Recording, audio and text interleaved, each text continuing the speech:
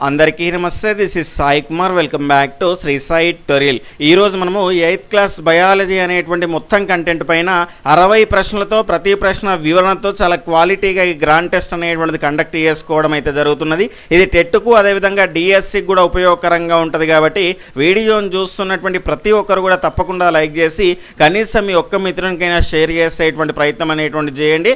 అదేవిధంగా ఇలాంటి quality content అనేటువంటిది మీరు రెగ్యులర్గా పొందాలి అనుకుంటే ఈ వీడియో క్రింద ఉన్నటువంటి సబ్స్క్రైబ్ బటన్ని క్లిక్ చేసుకొని పక్కన ఉన్నటువంటి ఆల్ నోటిఫికేషన్ బెల్ ఐకాన్ని క్లిక్ చేస్తే నేను చేసేటువంటి ప్రతి వీడియో కూడా మీకు నోటిఫికేషన్ రూపంలోకి అయితే వచ్చేస్తుంది. రెగ్యులర్గా మన గ్రూప్స్లో ఫ్రీగా మీకు టెట్ డిఎస్సి ఇతర పోటీ పరీక్షకు సంబంధించి చాలా ఫ్రీ మెటీరియల్ అనేటువంటి షేర్ చేయడం అయితే జరుగుతున్నది.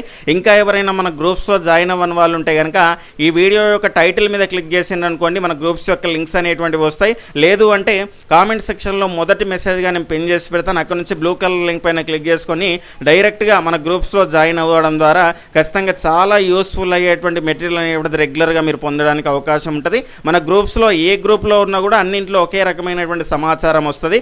ఏ గ్రూప్లో కూడా లేకపోతే ఏదో ఒక గ్రూప్లో తప్పకుండా జాయిన్ అయ్యేసేటువంటి ప్రయత్నం అనేటువంటి చేయండి. ఇక లేట్ చేయకుండా మన యొక్క మొదటి ప్రశ్నలోకి అయితే వెళ్ళిపోదాం. ఇక మొదటి ప్రశ్న కనుక చూసుకుంటే క్రింది వాటిలో సరైనవి ఏవి అనేటువంటిది ప్రశ్న. మొదటి స్టేట్మెంట్ వచ్చేసి శాస్త్రము అనేటువంటి పదము సైన్షియా అనేటువంటి గ్రీకు పదం నుండి వచ్చింది. రెండవ స్టేట్మెంటు సైన్స్ అంటే జ్ఞానాన్ని సంపాదన చేసేటువంటి విధానాన్ని తెలిపేది.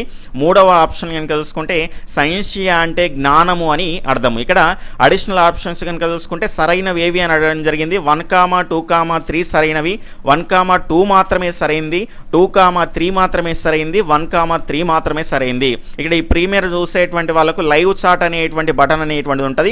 అయితే ఈ ప్రీమియర్ అయిపోయిన తర్వాత చూసే వాళ్ళకు ఈ లైవ్ చాట్ అనేటువంటి బటన్ అనేటువంటిది వర్క్ అవ్వదు. కాబట్టి ఇప్పుడు చూస్తున్న వాళ్ళంతా కూడా ఫాస్ట్గా మీ యొక్క ఆన్సర్ని ఈ లైవ్ చాట్ అనేటువంటి బటన్ ద్వారా తెలియజేసేటువంటి ప్రయత్నం అయితే చేయండి. దాని తర్వాత చూసేటువంటి వాళ్ళు ప్రీమియర్ అయిపోయిన తర్వాత చూసేటువంటి వాళ్ళు మీరు వీడియో చూసేటువంటి సందర్భంలో వీడియోని పాజ్ చేసుకొని మీ యొక్క ఎగ్జామ్ని అటెంప్ట్ చేసేటువంటి ప్రయత్నం అయితే చేయండి. ఇక్కడ దీని యొక్క సరి అయినటువంటి సమాధానం కనుక చూసుకుంటే ఆప్షన్ 3 2,3 అనేటువంటివి సరైనవి. మొదటిది సరైనది కాదు. ఎందుకు అంటే శాస్త్రము అనేటువంటి పదము సైన్షియా అనేటువంటి గ్రీకు పదం కాదండి, లాటిన్ పదం నుంచి అయితే రావడం జరిగింది. అదేవిధంగా సైన్స్ అంటే జ్ఞానాన్ని సంపాదన చేసేటువంటి విధానాన్ని తెలిపేది, ఇది కూడా సరి అయింది. దాని తర్వాత నెక్స్ట్ సైన్సియా అంటే జ్ఞానము అని అర్థము, ఇది కూడా సరి అయింది. కాబట్టి 2,3 అనేటువంటివి సరైనవి. మొదటిది కాదు, ఎందుకంటే ఇది గ్రీకు పదం నుంచి వచ్చింది కాదు, లాటిన్ పదం నుంచి అయితే రావడం జరిగింది. తర్వాత రెండవ ప్రశ్న సరిదిద్దబడ్డ తప్పుల చరిత్రనే సైన్స్ అని తెలియజేసిన వారు ఎవరు? Option 1 Aristotle, option 2 Albert Einstein, option 3 Karl Popper, option 4 Hippocrates. ఫాస్ట్గా మీ యొక్క ఆన్సర్ని తెలియజేయండి. ఇక్కడ దీని యొక్క రైట్ ఆన్సర్ కనుక చూసుకుంటే ఆప్షన్ 3 కార్ల్ పాపర్ అండి. ఇక్కడ చూసుకుంటే సరిదిద్దబడ్డ తప్పుల చరిత్రనే సైన్స్ అంటారు అనేటువంటి అద్భుతమైనటువంటి నిర్వచనాన్ని ఇచ్చింది ఎవరు అంటే కార్ల్ పాపర్. ఇదే మొదటి లెసన్లో మనకు చాలా ముఖ్యమైనటువంటి మరొక నిర్వచనం అనేటువంటిది కూడా ఉన్నది. నేను ప్రతి సంవత్సరం గత సంవత్సరం రాసినటువంటి దాన్ని మారుస్తూ ఉంటాను అనేటువంటి నిర్వచనాన్ని ఇచ్చింది ఎవరు అంటే ఆల్బర్ట్ ఐన్స్టీన్ అండి. జాగ్రత్తగా గుర్తుపెట్టుకునేటువంటి ప్రయత్నం అయితే చేయండి. దాని తర్వాత మూడవ ప్రశ్న మొట్టమొదటిసారిగా బ్యాక్టీరియా, ఈస్ట్, ప్రోటోజోవా, ఎర్ర రక్త కణాలు లాంటి సజీవ కణాలు నీటి బిందువుల్లో చరిస్తున్నటువంటి సూక్ష్మ ప్రాణులను సైతం తాను తయారు చేసినటువంటి మైక్రోస్కోప్ ద్వారా పరిశీలించినటువంటి వ్యక్తి ఎవరు? Option 1 Athanasius Kircher, option 2 Jan Swammerdam, Antonie van Leeuwenhoek, Robert Hooke అనేటువంటివి ఆప్షన్స్. ఫాస్ట్గా మీ యొక్క ఆన్సర్ని తెలియజేయండి. ఈయన ఇక్కడ దాని యొక్క రైట్ ఆన్సర్ కనుక చూసుకుంటే ఆప్షన్ 3 అండి, ఆంథోనీ వాన్ ల్యూవెన్హగ్ అండి. మొట్టమొదటిసారిగా బ్యాక్టీరియా, ఈస్ట్, ప్రోటోజోవా, ఎర్ర రక్త కణాలు లాంటి సజీవ కణాలను మరియు నీటి బిందువుల్లో చలిస్తున్నటువంటి సూక్ష్మ ప్రాణులను సైతం తాను తయారు చేసినటువంటి మైక్రోస్కోప్ ద్వారా పరిశీలించినటువంటి వ్యక్తిగా మనం చెప్పుకోవచ్చు. ఈయన ఒక వస్త్ర వ్యాపారి, నెదర్లాండ్ దేశానికి చెందినటువంటి వ్యక్తి. దాని తర్వాత ఇక్కడ చూసుకుంటే ఈయన ఒకే ఒక కటకం ఉన్నటువంటి 300 రెట్లు ఏదైనా ఒక అంశాన్ని పెద్దదిగా చేసి పెట్టేటువంటి మైక్రోస్కోప్ని అయితే కనిపెట్టడం ద్వారా ఈ రకమైనటువంటి అంశాలను అయితే ఆయన కనిపెట్టడం జరిగింది. 1674లో ఈ రకమైనటువంటి అంశాలని ఆయన కనుక్కోవడం జరిగింది. తర్వాత 4వ ప్రశ్న, వేడి చేయడం ద్వారా సూక్ష్మజీవులను చంపవచ్చని ప్రయోగపూర్వకంగా నిరూపించినటువంటి మొదటి వ్యక్తి. Option 1 Louis Pasteur, option 2 Schulz, option 3 వచ్చేసి లాజారో స్పాల్లాంజని, ఆప్షన్ 4 వచ్చేసి ఫెలిస్ ఫాంటానా. ఫాస్ట్గా మీ యొక్క ఆన్సర్ని తెలియజేయండి. తర్వాత 4వ ప్రశ్న యొక్క సరైనటువంటి సమాధానం చాలామంది ఆప్షన్ 1 అనుకుంటున్నారండి. ఆప్షన్ 1 అనేటువంటిది కాదు, ఆప్షన్ 3 ఈజ్ రైట్ ఆన్సర్ అండి. వేడి చేయడం ద్వారా సూక్ష్మజీవులను చంపవచ్చని ప్రయోగపూర్వకంగా నిరూపించినటువంటి మొదటి వ్యక్తి ఎవరు అంటే లాజారో స్పాల్లాంజని అండి. నూతన పాఠ్య పుస్తకాల్లో మనకు క్లియర్గా ఇవ్వడం జరిగింది. పేజీ నెంబర్ కనుక చూసుకుంటే 97లో క్లియర్గా మెన్షన్ చేశారు. ఇక్కడ 1768లో వేడి చేయడం ద్వారా సూక్ష్మజీవులను చంపవచ్చని ప్రయోగపూర్వకంగా నిరూపించినటువంటి మొదటి వ్యక్తి అని క్లియర్గా మెన్షన్ చేశారు, లాజారో స్పాల్లాంజని అనేటువంటి శాస్త్రవేత్తకు సంబంధించి. ఇక్కడ పాత పుస్తకాల్లో కేవలం ఇయర్ అనేటువంటిది ఏమి ఇవ్వలేదు, వేడి చేయడం ద్వారా సూక్ష్మజీవులను చంపవచ్చు అని నిరూపించినటువంటి వ్యక్తి అని ఇచ్చారు. మొదటి అనేటువంటిది ఏమి ఇవ్వలేదు, నూతన పుస్తకాల్లో ఇచ్చారు, క్లియర్గా చూసుకోండి. మొదటి వ్యక్తి, అదేవిధంగా ఇయర్ కూడా అక్కడ మెన్షన్ చేశారు. మరి లూయి పాశ్చర్ ఏం చేసిండు అంటే పాశ్చరైజేషన్ విధానం, అంటే వేడి చేయడం ద్వారా పాలు చెడిపోకుండా కాపాడొచ్చు అనేటువంటి విధానాన్ని ఈయనైతే కనుక్కోవడం జరిగింది. ఈయనకు సంబంధించినటువంటి పాశ్చరైజేషన్ అనేటువంటిది ఒక నిల్వ చేసేటువంటి విధానంగా మనం చెప్పుకోవచ్చు. ఇందులో భాగంగా సేకరించినటువంటి పాలను కనుక చూసుకుంటే 72 డిగ్రీల సెంటీగ్రేడ్ల వద్ద 15 నుంచి 30 నిమిషాల పాటు వేడి చేస్తారండి. దాని తర్వాత చల్లార్చి నిల్వ చేస్తారు. ఈ రకమైనటువంటి విధానాన్ని అయితే మనం చూస్తాం. అదేవిధంగా వాట్ పాశ్చరైజేషన్ అనేటువంటిది కూడా ఉంటుంది, మనకు ఇందులో వస్తుంది. క్లియర్గా మనం తెలుసుకునే ప్రయత్నం అయితే చేద్దాం. తర్వాత 5వ ప్రశ్న, వివిధ రకాల కణాల్లో కేంద్రకం ఉంటుందని కేంద్రకం కణంలో అంతర్భాగం అని తెలిపినటువంటి ఘనత వీరికి దక్కుతుంది. Option 1 Felice Fontana, option 2 Robert Brown, option 3 Robert Hooke, option 4 వచ్చేసి ల్యూవెన్ హక్ అండి. ఫాస్ట్గా మీ యొక్క ఆన్సర్ని తెలియజేసే ప్రయత్నం అయితే చేయండి. దీని యొక్క రైట్ ఆన్సర్ కనుక చూసుకుంటే ఆప్షన్ 2 ఈజ్ రైట్ ఆన్సర్ అండి. ఇక్కడ 1831లో ఈయన కణానికి సంబంధించినటువంటి కేంద్రకాన్ని అయితే కనుక్కోవడం జరిగింది. ఫెలిస్ ఫాంటానా అనేటువంటి వ్యక్తి మరియు మరికొందరు శాస్త్రవేత్తలు 18వ శతాబ్దంలో కనుక చూసుకుంటే జంతువుల బాహ్య చర్మంలోని ఉపకళా కణజాలలో కేంద్రకాన్ని అయితే చూసిండ్రు. కానీ ఇక్కడ చూసుకుంటే వివిధ రకాల కణాల్లో కేంద్రకం అనేటువంటిది ఉంటుందని, కేంద్రకం కణంలో అంతర్భాగం అని తెలిపినటువంటి ఘనత మాత్రము రాబర్ట్ బ్రౌన్కే దక్కుతుంది అనేటువంటి అంశాన్ని అయితే మనం ఇక్కడ చూస్తున్నాం. తర్వాత 6వ ప్రశ్న కనుక చూసుకుంటే క్రింది వాటిలో సరైనవి ఏవి? ఆప్షన్ 1 కనుక చూసుకుంటే ఫెలిస్ ఫాంటానా మరియు మరికొందరు శాస్త్రవేత్తలు 18వ శతాబ్దంలో మొదటిసారిగా జంతువులకు సంబంధించి బాహ్య చర్మంలోని ఉపకళా కణాలలో కేంద్రకాన్ని అయితే చూశారు. స్టేట్మెంట్ 2 చూసుకుంటే కణం ఆవిష్కరణ తర్వాత కేంద్రకాన్ని కనుగొనడానికి దాదాపుగా 150 సంవత్సరాలు పట్టింది. సరైనవి ఏవి అనేటువంటిది ప్రశ్న. 1, 2, 1 మాత్రమే, 2 మాత్రమే, ఏది కాదు అనేటువంటివి ఆప్షన్స్ అయితే ఉన్నాయి. మీ యొక్క ఆన్సర్ని ఎంచుకోండి. ఇక్కడ దీని యొక్క సరి అయినటువంటి సమాధానం కనుక చూసుకుంటే ఆప్షన్ 2 1 ఈజ్ రైట్ అండి, సెకండ్ 1 ఈజ్ ఇన్కరెక్ట్. ఎందుకంటే ఇక్కడ చూసుకుంటే ఫెలిస్ ఫాంటానా మరియు మరికొందరు శాస్త్రవేత్తలు 18వ శతాబ్దంలో మొదటిసారిగా జంతువుల బాహ్య చర్మంలోని ఉపకళా కణజాలాల్లో కేంద్రకాన్ని చూసిండ్రు. కానీ కణం ఆవిష్కరణ తర్వాత దాదాపుగా మనకు 150 సంవత్సరాలు కాదండి, 180 సంవత్సరాల తర్వాత కేంద్రకాన్ని అయితే కనుక్కోవడం జరిగింది. కాబట్టి ఆప్షన్ 2 అనేటువంటిది wrong, option 1 is right answer. తర్వాత 7వ ప్రశ్న చూసుకుంటే క్రింది వాటిలో సరైనవేవి? స్టేట్మెంట్ 1 బుగ్గ కణాల్లో కేంద్రకం మధ్యలో కాకుండా కొంచెం పక్కగా ఉంటుంది. అదేవిధంగా ఉల్లిపొర కణాల్లో కేంద్రకం దాదాపుగా మధ్యలోనే ఉంటుంది. స్టేట్మెంట్ 3 కణద్రవ్యం అనేటువంటిది ఒక విజాతీయ పదార్థము. స్టేట్మెంట్ 4 వచ్చేసి కణద్రవ్యంలో కణాంగాలు అనబడేటువంటి త్వచంతో కూడినటువంటి నిర్మాణాలు, సంక్లిష్ట రసాయనాలు కూడా ఉంటాయి. సరైనవి ఏవి అనేటువంటిది క్వశ్చను. 1, 2, 3, 4 అనేటువంటివి సరైనవి. 1, 3 మాత్రమే, 1, 2 మాత్రమే, 3, 4 మాత్రమే. ఫాస్ట్గా మీ యొక్క ఆన్సర్ని అయితే తెలియజేయండి. ఇక్కడ దీని యొక్క రైట్ ఆన్సర్ కనుక చూసుకుంటే ఆప్షన్ 4 3, 4 అనేటువంటివి సరైనవి. 1, 2 అనేటువంటివి సరైనవి కాదు. ఎందుకంటే ఇక్కడ మొదటి ఆప్షన్లో కనుక చూసుకుంటే బుగ్గ కణాల్లో కేంద్రకం అనేటువంటిది దాదాపుగా మధ్యలోనే ఉంటుంది. కానీ ఉల్లిపొర కణాల్లో కనుక చూసుకుంటే మధ్యలో కాకుండా కొంచెం పక్కగా ఉంటుంది. అంటే దీనిది దీనికి అనేటువంటిది రావడం జరిగింది. క్లియర్గా చూసుకోండి. ఈ అంశాలపైన ప్రశ్న రావడానికి అవకాశం అనేటువంటిది ఉంటుంది. తర్వాత 8వ ప్రశ్న, క్రింది వాటిలో సరైనటువంటి జతలు ఏవి? ఇక్కడ స్టేట్మెంట్ 1, అతి చిన్న బ్యాక్టీరియా కణం 0.1 నుండి 0.5 మైక్రోమీటర్లు ఉంటుంది. స్టేట్మెంట్ 2, మానవుని కాలేయ కణాలు మరియు మూత్రపిండ కణాలు 20 నుండి 30 మైక్రోమీటర్ల వరకు అయితే ఉంటాయి. అదేవిధంగా మానవుని నాడీ కణం సుమారు 90 నుంచి 100 మైక్రోమీటర్లు అయితే ఉంటుంది. దాని తర్వాత ఇక్కడ ఆస్ట్రిచ్ గుడ్డు పరిమాణం కనుక చూసుకుంటే 17 సెంటీమీటర్లు ఇంటూ 18 సెంటీమీటర్లు అయితే ఉంటుంది. ఇక్కడ సరైనటువంటి జతల్ని మనము అడగడం అయితే జరిగింది. 1 2 3 4, 1, 2, 3, 1, 2, 4, 2, 3, 4 అండి. ఇది 4 అనేటువంటిది. ఫాస్ట్గా మీ యొక్క ఆన్సర్ని తెలియజేయండి. ఇక్కడ దీని యొక్క సరి అయినటువంటి సమాధానం కనుక చూసుకుంటే ఆప్షన్ 3 అండి. 1, 2, 4 అనేటువంటివి సరైనటువంటిది. ఇక్కడ మూడవటువంటిది ఎందుకు సరైంది కాదు అంటే మానవుని యొక్క నాడీ కణం అనేటువంటి సుమారుగా మనకు 90 నుంచి 100 మైక్రోమీటర్లు కాదండి, సెంటీమీటర్లు అనేటువంటిది ఉంటుంది. జాగ్రత్తగా చూసుకోవాల్సినటువంటి అవసరం అయితే ఉంటుంది. ఈ మిగిలినటువంటి 3 కూడా సరి అయినటువంటి అంశాలే. సజీవులలో ఉండేటువంటి కణాలు అనేటువంటివి చాలా చిన్న పరిమాణంలో ఉంటాయండి. అందుకే మనం ఇక్కడ మైక్రాన్లలో చూస్తాం కాబట్టి మైక్రాన్ అంటే మీటర్లో మిలియన్ వంతు అని కూడా మనం చెప్పుకుంటాం. ఆ అంశాలను కూడా ఒకసారి క్లియర్గా మీరు చూసుకునేటువంటి ప్రయత్నం అయితే చేయండి. తర్వాత 9వ ప్రశ్న, క్రింది వాటిలో సరైనవి ఏవి? స్టేట్మెంట్ 1, కణం యొక్క పరిమాణం అది నిర్వర్తించేటువంటి విధులపైన ఆధారపడి ఉంటుంది. స్టేట్మెంట్ 2, ఏనుగులోను మనిషిలోనూ ఉండేటువంటి నాడీ కణం పొడవుగాను శాఖాయుతంగాను ఉంటుంది. అది రెండింటిలోనూ కూడా సమాచారాన్ని బదిలీ చేయడం అనేటువంటి ఒకే రకమైనటువంటి విధిని నిర్వహిస్తుంది అనేటువంటిది రెండో స్టేట్మెంట్. సరైనవి ఏవి అని అయితే అడగడం జరిగింది. క్వశ్చన్ చదివేటప్పుడు మీరు సరైనవి అడిగారా లేదంటే సరికానిది అడిగారా అనేటువంటి అంశాన్ని క్లియర్గా చూసుకోవాలి.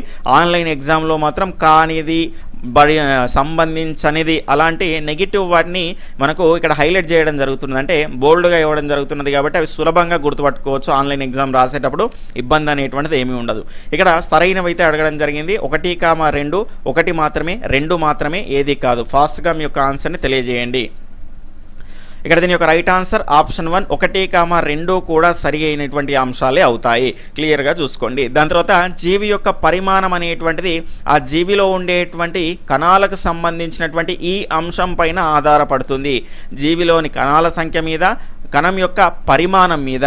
ఇక్కడ ఆప్షన్స్ కనుక చూసుకుంటే 1, 2 కూడా సరైనవి. అదేవిధంగా 1 మాత్రమే, దాని తర్వాత 2 మాత్రమే, ఏది కాదు అనేటువంటి ఆప్షన్స్ అయితే ఉన్నాయి.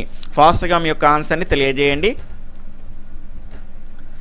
ఇక్కడ దీని యొక్క రైట్ ఆన్సర్ కనుక చూసుకుంటే ఆప్షన్ 2, 1 మాత్రమే సరైంది, రెండవది కాదండి. జీవి యొక్క పరిమాణం అనేటువంటిది ఆ జీవిలో ఉండేటువంటి ఈ కణాలకు సంబంధించినటువంటి సంఖ్య మీద ఆధారపడి ఉంటుంది, కానీ పరిమాణం మీద ఆధారపడి ఉండదు.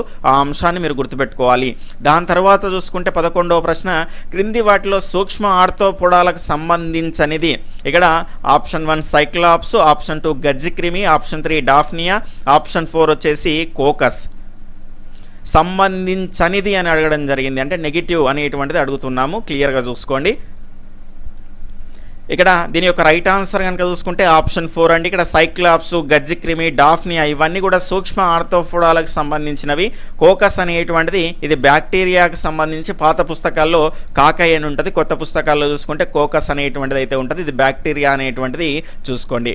నెక్స్ట్, తట్టు గౌద పిల్లలకు వాడేటువంటి టీకా ఏది? Option 1 BCG, option 2 వరిసెల్లా, option 3 MMR, option 4 వచ్చేసి DPT.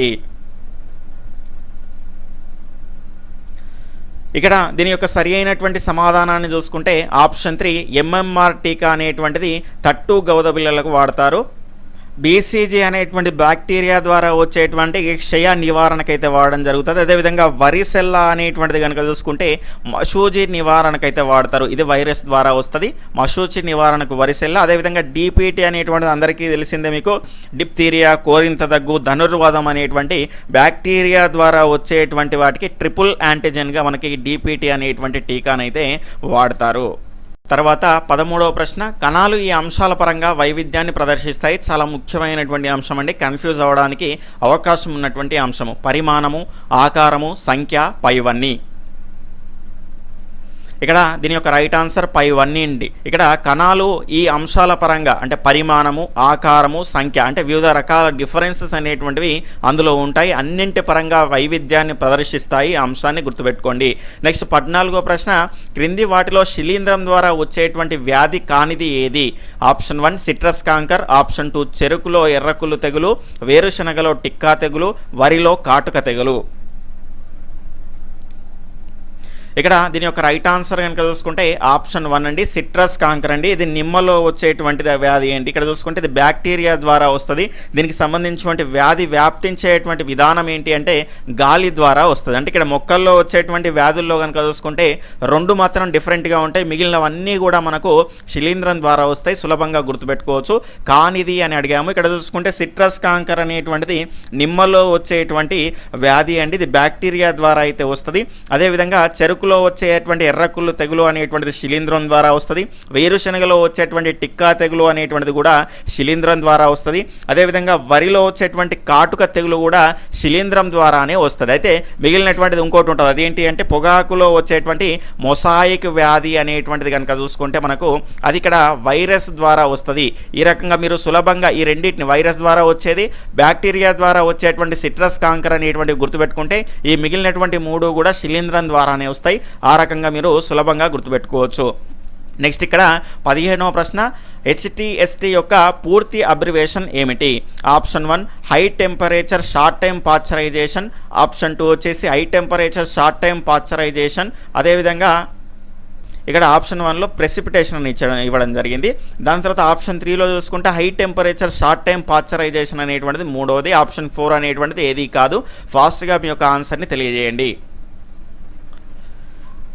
ఇక్కడ దీని యొక్క రైట్ ఆన్సర్ కనుక చూసుకుంటే ఆప్షన్ 2 అండి, high temperature short time pasteurisation అనేటువంటిది దీని యొక్క సరి అయినటువంటి అబ్రివేషన్ అనేటువంటిది అవుతుంది.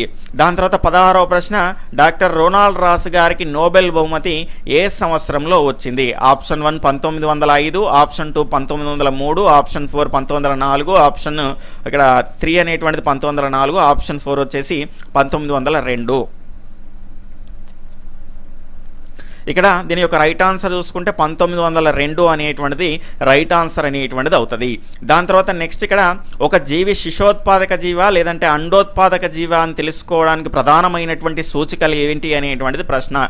ఆప్షన్ 1 చెవుల యొక్క నిర్మాణము, ఆప్షన్ 2 వచ్చేసి ఇక్కడ చర్మంపై వెంట్రుకలు, ఆప్షన్ 3 అంటే A అండ్ B 2 కూడా, ఆప్షన్ 4 వచ్చేసి ఏదీ కాదు.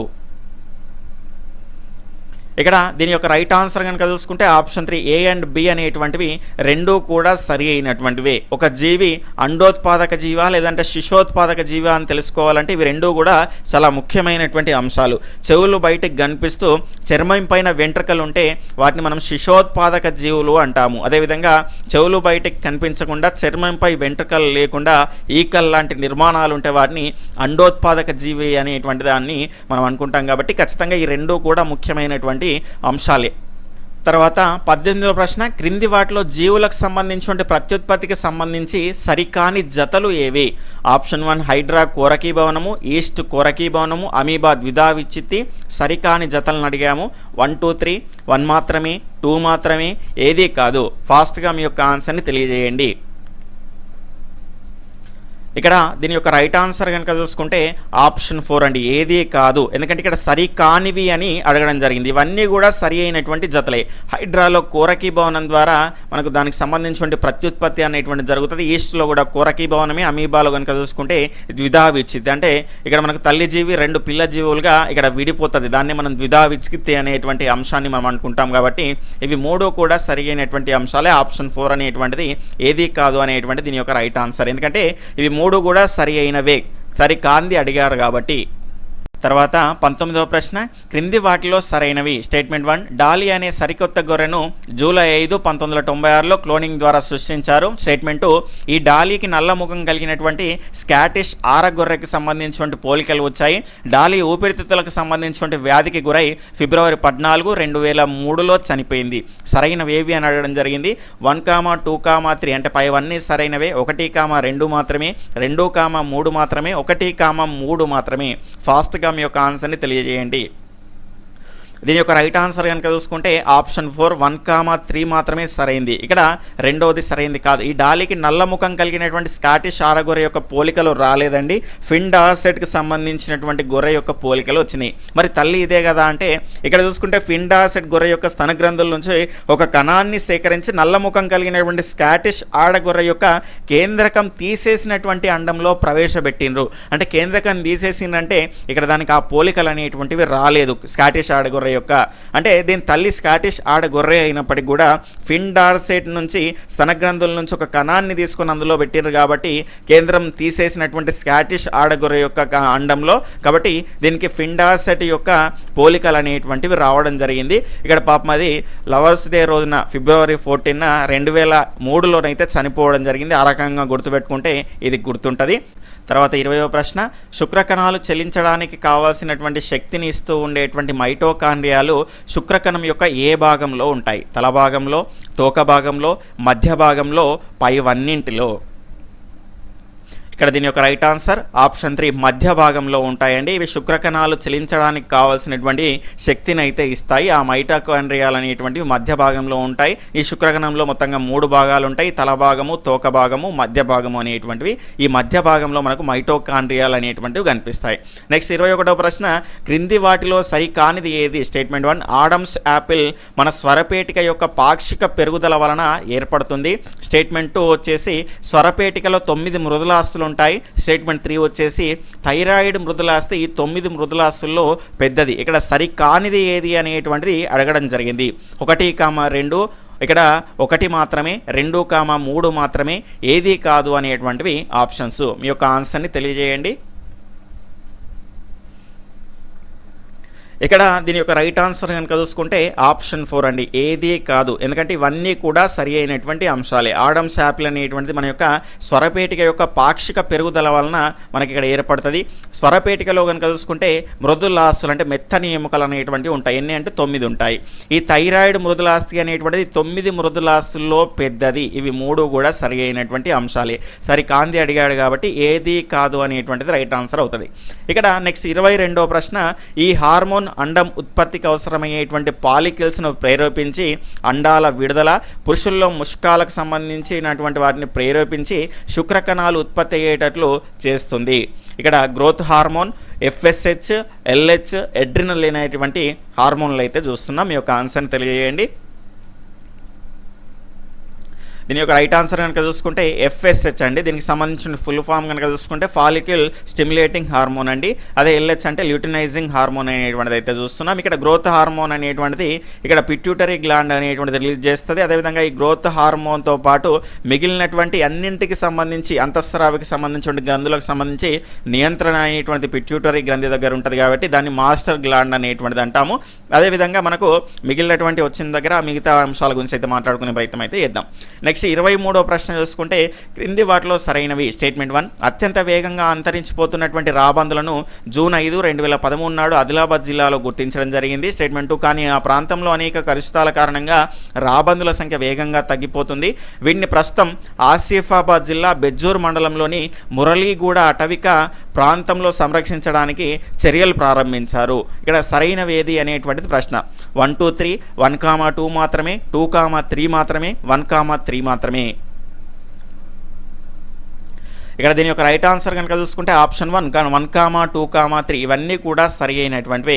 ఈ రాబందులను కనుక చూసుకుంటే జూన్ 5, 2013 నాడు ఆదిలాబాద్లో దాన్ని అయితే గుర్తించడం అయితే జరిగింది. కానీ ఈ ప్రాంతంలో అనేక కలుషితాల కారణంగా రాబందుల సంఖ్య వేగంగా తగ్గింది. కాబట్టి ప్రజెంట్ ఇప్పుడు మా జిల్లాలో ఆసిఫాబాద్ జిల్లా బెజ్జూర్ మండలంలోని మురళీగూడ అటవిక ప్రాంతంలో సంరక్షించడానికైతే చర్యలు అయితే ప్రారంభించడం జరిగింది. దానికి సంబంధించినటువంటి జటాయువు అనేటువంటి పేరుతో సంరక్షించడం అయితే జరుగుతున్నది. దానికి సంబంధించినటువంటి కరెంట్ అఫైర్స్లో కూడా చాలా ముఖ్యమైనటువంటి అంశంగా మనము చెప్పుకోవచ్చు డిఎస్సి పరంగా చూసుకుంటే.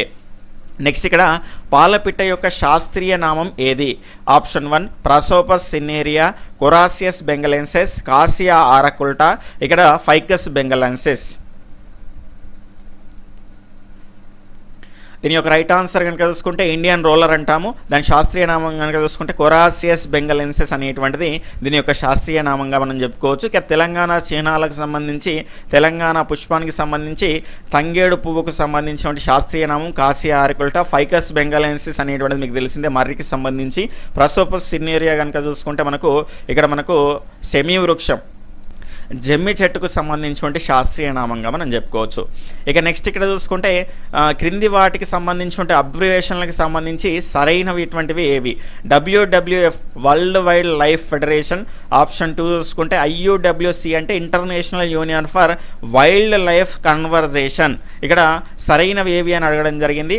ఆప్షన్ 1, 2 మాత్రమే, 1 మాత్రమే, 2 మాత్రమే, ఏది కాదు అనేటువంటివి దీని యొక్క ఆప్షన్లుగా మనం చూసుకోవచ్చు. ఇక్కడ దీని యొక్క రైట్ ఆన్సర్ కనుక చూసుకుంటే ఆప్షన్ 2 1 మాత్రమే సరైంది, రెండోది కాదు. WWF అంటే వరల్డ్ వైల్డ్ లైఫ్ ఫెడరేషన్ అనేటువంటిది సరైంది. IUWC అంటే international union for wild life conservation అండి, కన్వర్జేషన్ అనేటువంటిది కాదు. క్లియర్గా మనం చూసుకోవాల్సినటువంటి అవసరం అయితే ఉంటుంది. ఇది రాంగ్, ఇది సరైనటువంటిది. తర్వాత 21వ ప్రశ్న, పాలికిల్ నుంచి పగిలి విడుదలైనటువంటి అండం ఫాలోపియన్ నాళాల్లో ప్రవేశించడానికి సహకరించేటువంటి హార్మోన్ ఏది? ఇక్కడ option 1 growth hormone, option 2 FSH, option 3 LH, option 4 వచ్చేసి ఈస్ట్రోజన్. ఇక్కడ దీని యొక్క రైట్ ఆన్సర్ కనుక చూసుకుంటే ఆప్షన్ 3 లుటినైజింగ్ హార్మోన్ అనేటువంటిది రైట్ ఆన్సర్ అనేటువంటిది అవుతుంది.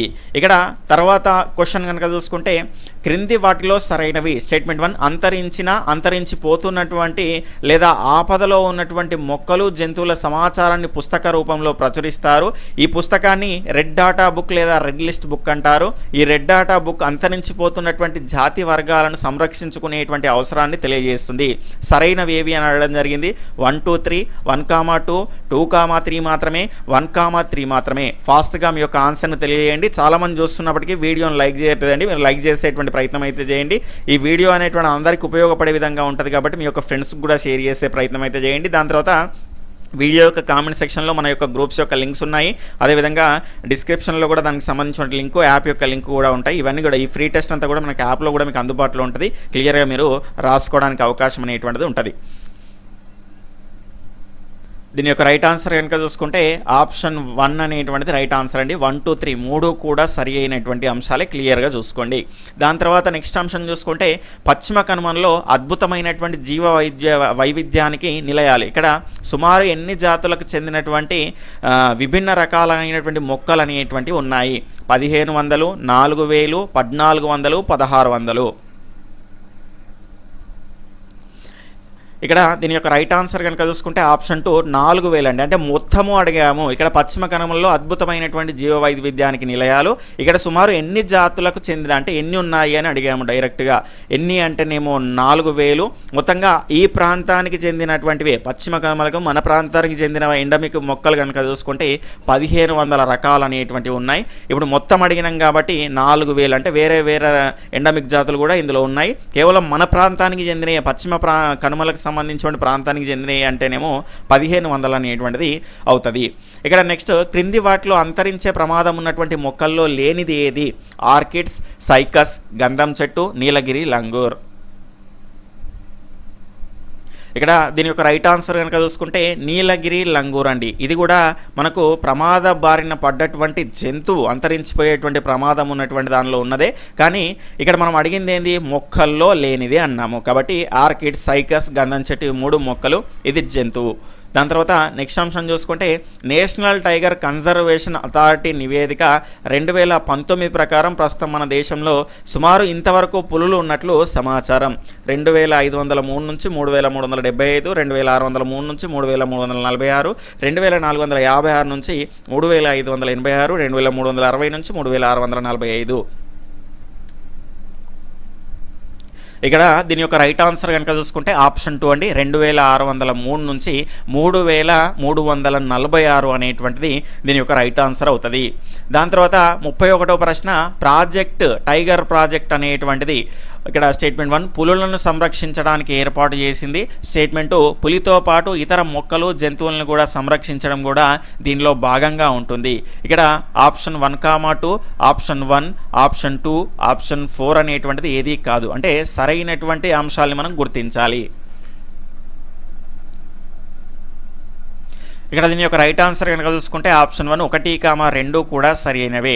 టైగర్ ప్రాజెక్ట్ అనేటువంటిది కనుక చూసుకుంటే పులులను సంరక్షించడంతో పాటు మిగిలినటువంటి జంతుజాలాలు, అదేవిధంగా నెక్స్ట్ మనకు అక్కడ పులి ఉన్నది అంటే మిగిలినటువంటి మొక్కలు జంతువులు కూడా కాపాడడానికి మనకు అవకాశం ఉంటుంది. వేటగాళ్ళు కానీ మిగిలినటువంటి వాళ్ళు వాటిని వెళ్ళేసి వేటాడకుండా ఉంటారు కాబట్టి ఆ పులి ఉన్నదనేటువంటి భయంతో. కాబట్టి పులులను సంరక్షించడము అనేటువంటి ఒక టైగర్ ప్రాజెక్ట్ అనేటువంటిది పులితో పాటు ఇతర మొక్కలు జంతువులు మరియు ఈ రకమైనటువంటి అంశాలన్నింటినీ మనకు కాపాడడానికి ఉపయోగపడేదే టైగర్ ప్రాజెక్ట్ అనేటువంటిది అయితే మనం చూడొచ్చు. నెక్స్ట్ ఇక్కడ తర్వాత 32వ ప్రశ్న కిన్నెరసాని అనేటువంటి వన్యప్రాణి సంరక్షణ కేంద్రం ఏ జిల్లాలో ఉంది?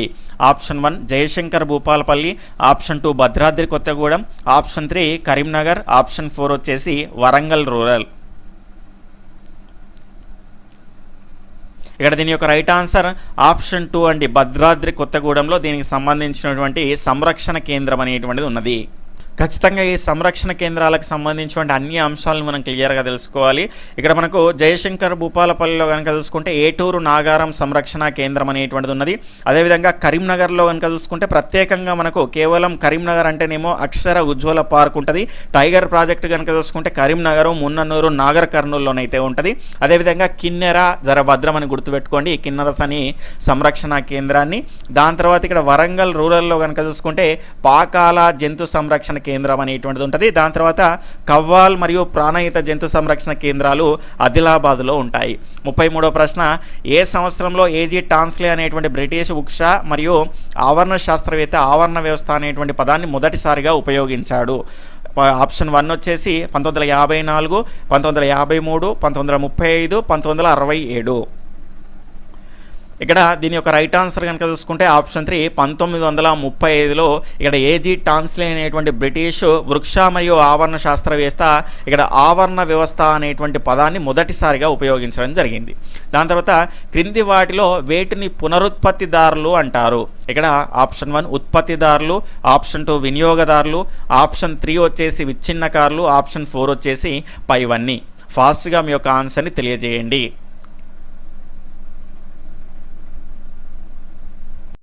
ఇక్కడ దీని యొక్క సరి అయినటువంటి సమాధానం కనుక చూసుకుంటే ఆప్షన్ 3 విచ్ఛిన్నకారులు అండి. చాలామంది ఇక్కడ దీనికి సంబంధించి ఉత్పత్తిదారులు అనుకుంటున్నారు, కానీ అది కాదండి. ఇక్కడ దీనికి రైట్ ఆన్సర్ కనుక చూసుకుంటే ఆప్షన్ 3 విచ్ఛిన్నకారులు.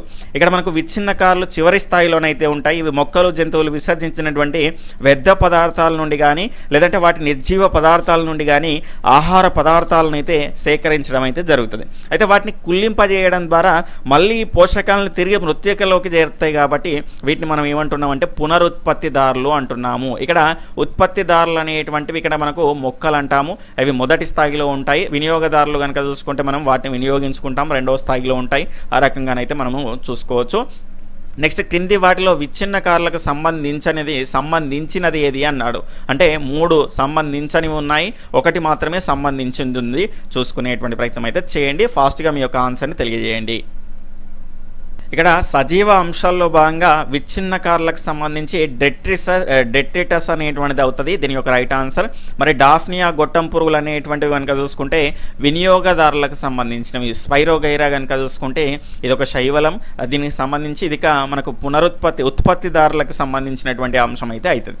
తర్వాత 36వ ప్రశ్న కనుక చూసుకుంటే క్రింది వాటిలో సరైనవేవి? ఇక్కడ స్టేట్మెంట్ 1 చూసుకుంటే మడాడులను మంచి ఉత్పాదక ఆవరణ వ్యవస్థగా పేర్కొనవచ్చు. స్టేట్మెంట్ 2 కోరింగా మాంగ్రూమ్స్ గౌతమి గోదావరి ఉపనదులైనటువంటి కోరింగా గాడేరు నదుల నుంచి మంచి నీటిని తీసుకుంటాయి. స్టేట్మెంట్ 3 వచ్చేసి విశాఖపట్నం సముద్రం నుంచి ఉప్పు నీటిని తీసుకుంటాయి. సరైనవేవి అని అడగడం జరిగింది. 1, 2, 3, 1, 2 మాత్రమే, 2, 3 మాత్రమే, 1, 3 మాత్రమే. ఫాస్ట్గా మీ యొక్క ఆన్సర్ని తెలియజేయండి.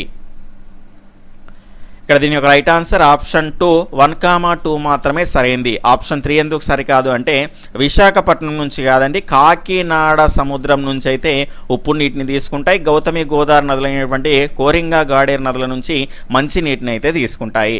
ఇక్కడ 37th క్వశ్చన్ కనుక చూసుకుంటే అడవి ఆవరణ వ్యవస్థలో వృక్షాలను వీటిని అనుసరించి వర్గీకరిస్తారు. వృక్షాల వయస్సు, శీతోష్ణ స్థితి, మృత్తికా రకాలు, పైవన్నీ. ఫాస్ట్గా మీ యొక్క ఆన్సర్ని తెలియజేయండి.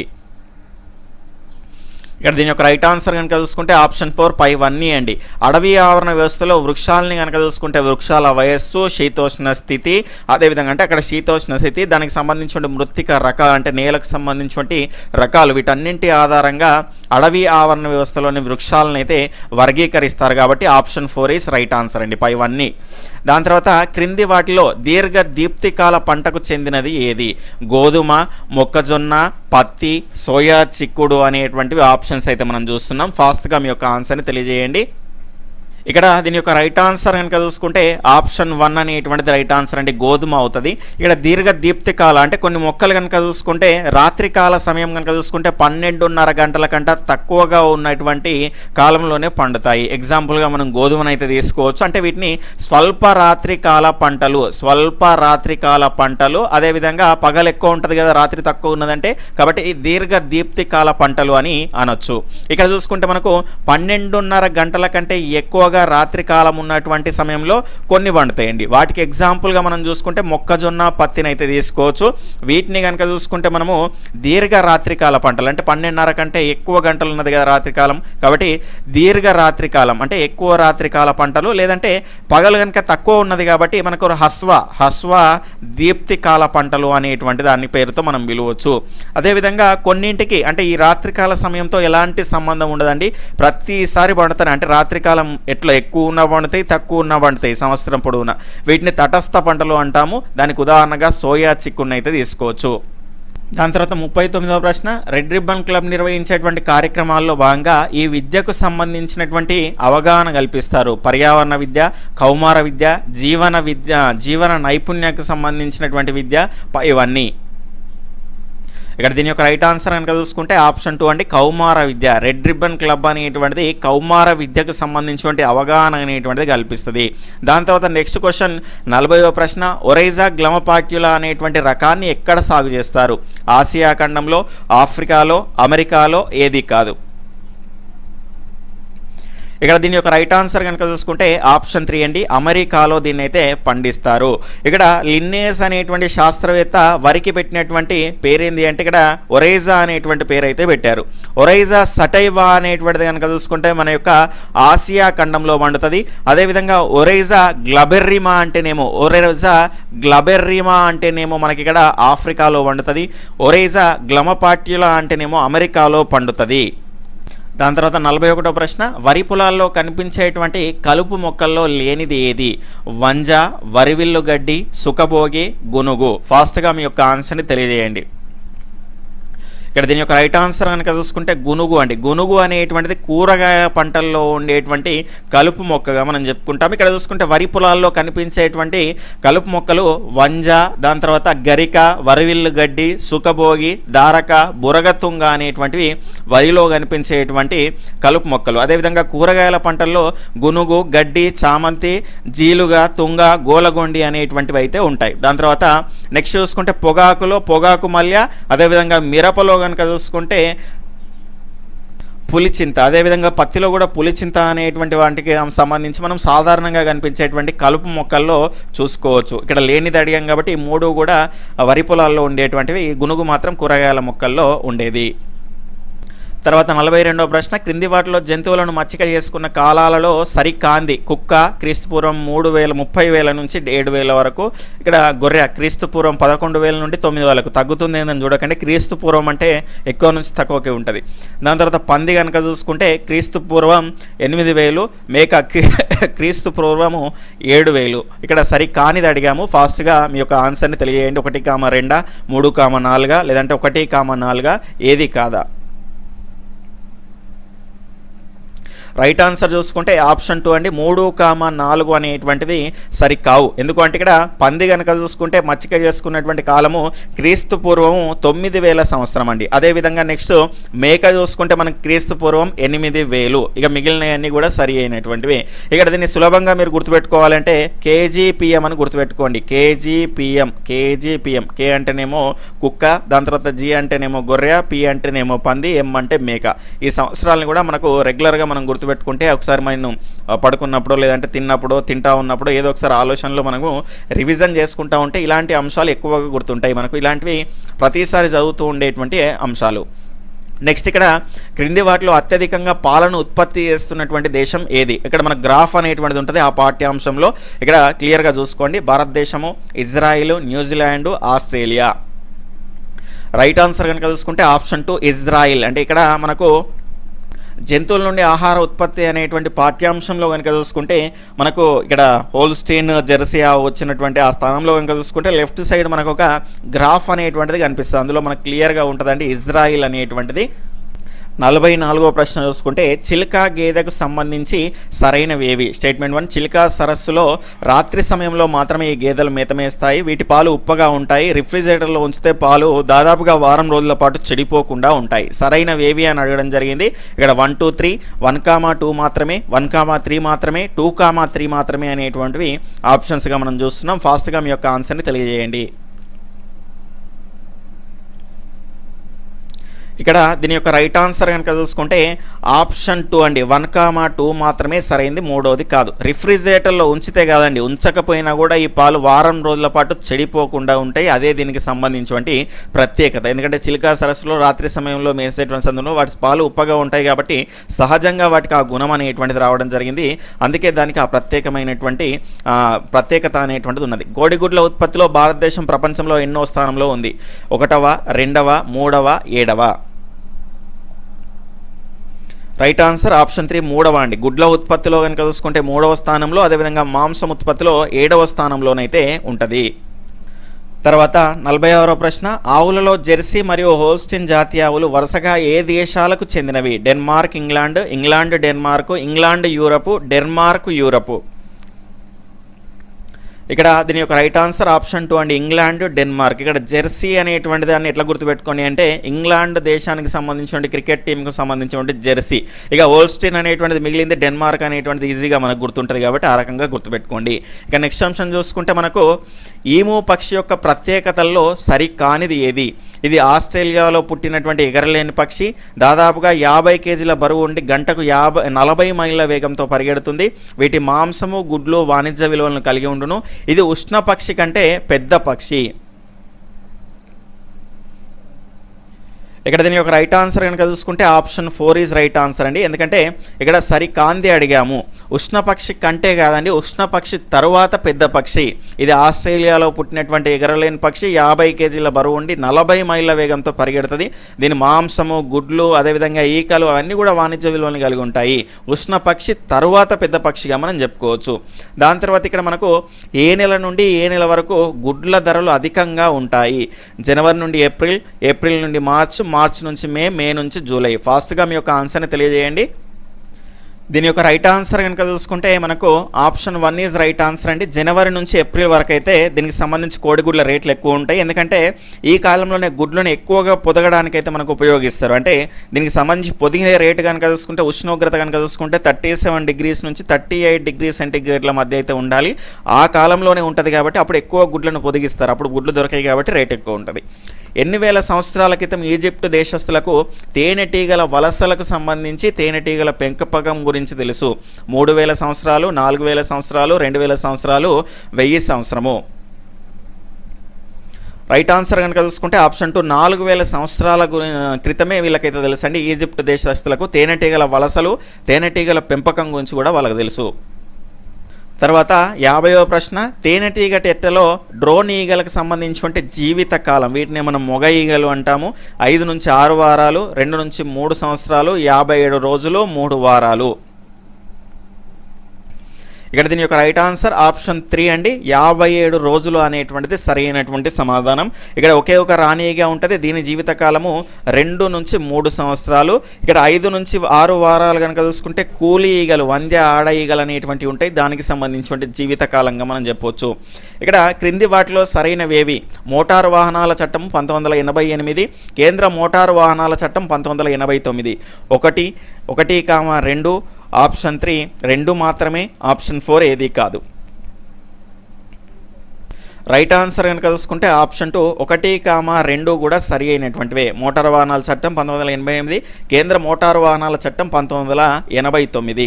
ఇక్కడ నెక్స్ట్ అంశం చూసుకుంటే క్రింది వాటిలో సరైనవేవి? గాలిలో ఉన్నటువంటి నైట్రోజన్, ఆక్సిజన్, ఆర్గాన్ మరియు కార్బన్ డైఆక్సైడ్లను మౌలిక మూలకాలు అంటారు. వాతావరణంలో కార్బన్ డైఆక్సైడ్ యొక్క ఘన పరిమాణం 0.03%. సరైనవేవి అని అడగడం జరిగింది. 1, 2 1 మాత్రమే, 2 మాత్రమే, ఏది కాదు. దీని యొక్క రైట్ ఆన్సర్ కనుక చూసుకుంటే 1, ఇవి 2 కూడా సరి అయినటువంటి అంశాలే. తర్వాత 53వ ప్రశ్న, కుళ్ళిన జీవ సంబంధ వ్యర్థ పదార్థాల నుంచి మీథేన్ వాయువు విడుదలై గాలి కాలుష్యానికి కారణమవుతున్నది. స్టేట్మెంటు నీటిలో కుళ్ళిన వ్యర్థ పదార్థాల నుండి అమ్మోనియా వాయువు విడుదలై కాలుష్యకారకంగా మారుతున్నది. సరి కానిది ఏది అనేటువంటిది క్వశ్చన్. 1, 2 1 మాత్రమే, 2 మాత్రమే, ఏది కాదు. దీని యొక్క రైట్ ఆన్సర్ కనుక చూసుకుంటే ఆప్షన్ 1, 1, 2 ఇవి 2 కూడా సరి అయినవి కాదు. కుళ్ళిన జీవ సంబంధ వ్యర్థ పదార్థాల నుంచి ఇక్కడ మనకు అమ్మోనియా వాయువు అనేటువంటిది వెలువడుతుంది. అదేవిధంగా నీటిలో కుళ్ళినటువంటి వ్యర్థ పదార్థాల నుంచి మీథేన్ వాయువు అనేటువంటిది వెలువడుతుంది. చూసుకోండి. ఇక నెక్స్ట్ అంశం చూసుకుంటే భోపాల్ గ్యాస్ దుర్ఘటన జరిగినటువంటి రోజు డిసెంబర్ 3, 1984, డిసెంబర్ 4, 1984, డిసెంబర్ 3, 1984, డిసెంబర్ 2, 1984. అందరూ ఇయర్ గుర్తుపెట్టుకుంటారు, డేట్ గుర్తుపెట్టుకునేటువంటి టైంలో ఇబ్బంది పడతారు అన్నీ వచ్చిన తర్వాత. ఇక 2 కూడా సేమ్ ఉన్నాయి కదండి. ఇక్కడ చూసుకుంటే ఇది 6 అనేటువంటిది గుర్తుపెట్టుకోండి. ఇక్కడ దీని యొక్క రైట్ ఆన్సర్ కనుక చూసుకుంటే ఆప్షన్ 4 అండి. డిసెంబర్ 2, 1984న భోపాల్ గ్యాస్ దుర్ఘటన అనేటువంటిది జరిగింది. అందులో వెలువడినటువంటి విష పదార్థం కనుక చూసుకుంటే మిథైల్ ఐసోసైనైడ్. తర్వాత 55వ ప్రశ్న, క్రింది వాటిలో సరైనవి? స్టేట్మెంట్ 1 చూసుకుంటే పాదరస పదార్థాలు గాల్లో చేరి మినిమెటా వ్యాధికి కారణమవుతాయి. స్టేట్మెంట్ 2 హైడ్రోజన్ సల్ఫైడ్ వల్ల వెండి వస్తువులపైన పూత ఏర్పడి అవి నల్లగా మారతాయి. ఇక్కడ సరైనవి ఏవి అని అడగడం జరిగింది. 1, 2 1 మాత్రమే, 2 మాత్రమే, ఏది కాదు అనేటువంటివి ఆప్షన్స్ అయితే మనం చూస్తున్నాము. ఇక్కడ దీని యొక్క రైట్ ఆన్సర్ కనుక చూసుకుంటే 1, 2 కూడా సరి అయినటువంటి అంశాలే. నెక్స్ట్ 56వ ప్రశ్న, క్రింది వాటిలో సరైనవి? ఫ్లోరిన్ తీవ్రత తక్కువగా ఉన్న గ్రామాల్లో దీని ప్రభావం దంతాలపై, చీలమండలం పైన మాత్రమే ఉంటుంది. స్టేట్మెంట్ 2 ఫ్లోరిన్ తీవ్రత ఎక్కువగా ఉన్న ప్రాంతాల్లో అస్థిపంజరము, కాళ్ళు, చేతులు, ఎముకలు వంగిపోవడము, నాడి సంబంధ వ్యాధులు వంటి లక్షణాలు కనిపిస్తాయి. ఫ్లోరిన్ ప్రభావం ఉన్న ప్రాంతాల్లో కాల్షియం, మెగ్నీషియం, విటమిన్ సి ఉన్నటువంటి ఆహారం తీసుకోవడం ద్వారా పిల్లలు, యువకుల్లో ఈ వ్యాధి తీవ్రత అనేటువంటి తగ్గించవచ్చు. సరైనవేవి అని అడిగాము. 1, 2, 3, 2, 3, 1, 2, 1, 3 మాత్రమే. దీని యొక్క రైట్ ఆన్సర్ ఆప్షన్ 2, 2, 3 మాత్రమే అండి. ఇక్కడ మొదటిది ఎందుకు కాదు అంటే ఫ్లోరిన్ తీవ్రత తక్కువగా ఉన్న ప్రాంతాల్లో దంతాలపై మాత్రమే ఉంటుంది, చీల మండలం పైన ఉండదు. కాబట్టి మొదటి స్టేట్మెంట్ అనేటువంటిది సరైంది కాదు. నెక్స్ట్ ఆంథ్రాక్స్ అనేటువంటి వ్యాధి దీని ద్వారా కలుగుతున్నది. రైట్ ఆన్సర్ వచ్చేసి ఆప్షన్ 3 అండి. బ్యాక్టీరియా ద్వారానైతే కలుగుతుంది. దాని తర్వాత 58వ ప్రశ్న, కాలా అజార్ అనేటువంటి వ్యాధి దీని ద్వారా కలుగుతుంది. వైరస్, శిలీంధ్రం, బ్యాక్టీరియా, ప్రోటోజోవా. ఇక్కడ దీని యొక్క రైట్ ఆన్సర్ కనుక చూసుకుంటే ఆప్షన్ 4 అండి. ప్రోటోజోవా వల్ల కాలా అజార్ అనేటువంటి వ్యాధి అనేటువంటిది వస్తుంది. నెక్స్ట్ హెపటైటిస్ ఏ అనేటువంటి వ్యాక్సిన్ ఏ వ్యాధి రాకుండా చూస్తుంది? కామెర్ల వ్యాధి, కాలా అజార్, ఆంథ్రాక్స్, క్షయ. దీని రైట్ ఆన్సర్ కనుక చూసుకుంటే ఆప్షన్ 1 కామెర్ల వ్యాధి రాకుండా చూస్తుంది. మాంసం ఉత్పత్తిలో భారతదేశం ప్రపంచంలో ఎన్నో స్థానంలో ఉంది? 1వ, 2వ, 3వ, 7వ. ఇప్పుడే మనము ఇంతకుముందే చెప్పుకున్నాము. ఆప్షన్ 4 ఈజ్ రైట్ ఆన్సర్ అండి. గుడ్ల ఉత్పత్తిలో 3వ స్థానము, మాంసం ఉత్పత్తిలో 7వ స్థానంలో అయితే ఉంది. ఈ చివరి వరకు మీరు చూసారంటే ఖచ్చితంగా మన కంటెంట్ అనేటువంటిది మీకు యూస్ఫుల్గా, చాలా క్వాలిటీగా ఉందనేటువంటి అంశం అనేటువంటిది అర్థమై ఉంటుంది. ఖచ్చితంగా ఈ వీడియోని మీ ఫ్రెండ్స్కి కూడా షేర్ చేసేటువంటి ప్రయత్నం అయితే చేయండి. మీకు తెలిసినటువంటి గ్రూప్స్లో కూడా తప్పకుండా షేర్ చేయడం ద్వారా ఇలాంటి మంచి కంటెంట్ అనేటువంటిది రెగ్యులర్గా మీకు అందించడానికి నాకు కూడా ప్రోత్సాహంగా ఉంటుంది. కాబట్టి ఖచ్చితంగా మీకు తెలిసినటువంటి ఫ్రెండ్స్కి షేర్ చేయండి. ఇంకా లైక్ చేయని వాళ్ళు ఉంటే తప్పకుండా లైక్ చేయండి. ఈ టెస్ట్ పైన మీ యొక్క అభిప్రాయాన్ని కామెంట్ సెక్షన్లో తెలియజేసేటువంటి ప్రయత్నం అనేటువంటి చేయండి. నెక్స్ట్ రెగ్యులర్గా మీకు చాలా ముఖ్యమైనటువంటి కంటెంట్ అనేటువంటిది మన ఛానల్ ద్వారా మీకు అందుతానే ఉంటుంది. మీ డిఎస్సిలో జాబ్ సాధించే వరకు వెన్నంటే మన ఛానల్ అనేటువంటిది మీకు తోడుగా అనేటువంటిది అయితే ఉంటుంది. కాబట్టి ఖచ్చితంగా మీరు ఈ రకంగా మీ యొక్క సపోర్ట్ అనేటువంటి తెలియజేసేటువంటి ప్రయత్నం అనేటువంటి చేయండి. Okay friends, bye, take care, జై హింద్.